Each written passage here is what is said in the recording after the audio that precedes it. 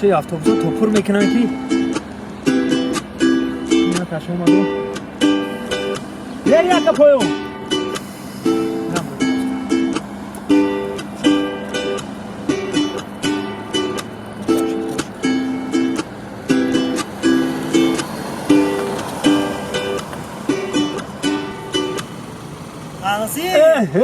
همسی دیدیش نشناختم تا همسی سمندر جون شکله بچه ها تمام تبودن سعادت شکل همه تیز برو خوبه تو تا اینجا چیکار کردی؟ اینا به اتوبوس رو نگاه دارم تو آدم پر نشو نمیبرن طرف سخوات رفتستان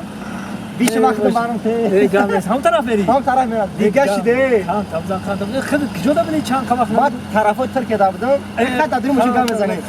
طرف سخوات بری آره بیشی هستی سمندر لبای بیشی چی اوزان آوازی موتوره بیشی سورا بیشی ای بچه ها این یکم آدم بار کردگی نه یکم آدم بار کردگی نیستم بیشی به هدف برده ای سگره سمندر تا هم وقتی طلبگی ما چشمای تو مدام مخلون نبود چه اوزی کیه یه بچه بیشی آخی بریم در بیشی دسته آخی چیکار نداره یه بار رقیب تاوی که بیشی گفتی مرا بگی با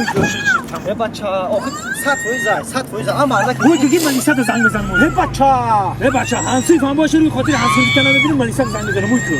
اما مرده که خماش بوده خوبی که موی ملیسا تو زنگ بزنه موی که هر دمون آشنای همسی فهم یا رفیقه موی که بخوبی ملیسا تو زنگ بزنه موی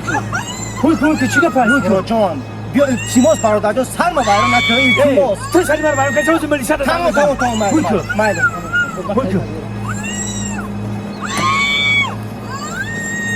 موی که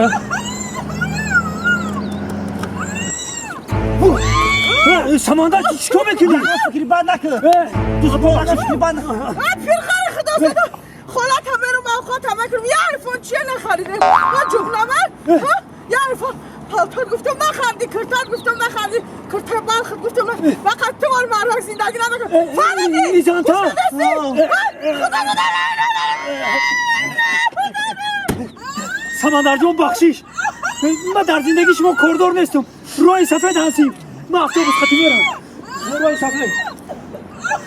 ای کجا بدونه که زندگی من چه خیلیه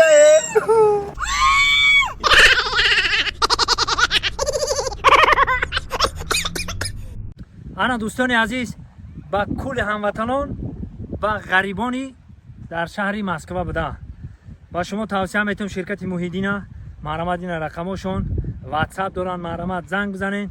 آفیسشون در مترو ودنی استادیون های آفیسشون مرحمت کنین برادرها البته ماشین های نو و زمانوی در خدمت شما های مرحمت تنها شما زنگ زدن برای گذشتن سرحد در خدمت شما شرکت موحدین باقی سربلند و خانواباد باشین همه وقت جیبکاتون پری پل باشد زنده باشین